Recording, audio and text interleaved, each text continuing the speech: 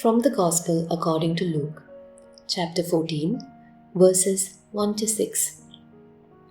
On a Sabbath, Jesus went to dine at the home of one of the leading Pharisees, and the people there were observing him carefully.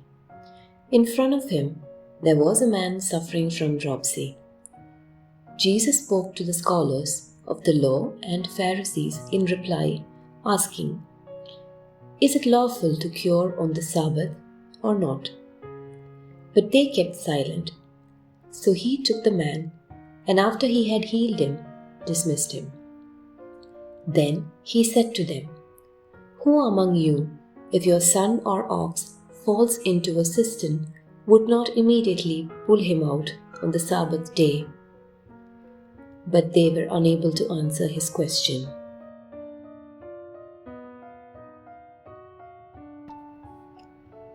This very way of living, attached to the law, distanced them from love and from justice.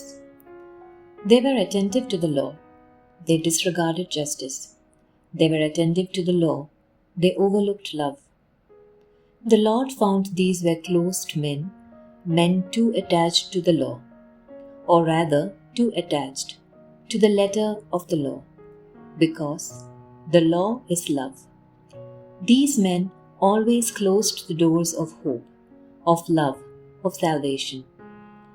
This is precisely the path that Jesus teaches us, the exact opposite of that of the doctors of the law.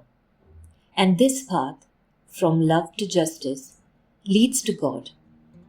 Only the path that goes from love to knowledge and to discernment, to complete fulfillment, leads to holiness, to salvation, to the encounter with Jesus. The other path, however, that of sticking only to the law, to the letter of the law, leads to closure, leads to selfishness, and it leads to the arrogance of considering ourselves just, to that so-called holiness of appearances, such that Jesus says to these people, "You like people to see you as men of prayer or fasting. This is only for appearances." And this is why Jesus said to the people, "Do what they say, not what they do," because that mustn't be done. Jesus draws near. Closeness is the very proof that we are on the true path, because that is the path that Jesus had chosen in order to save us. Closeness. He drew close to us.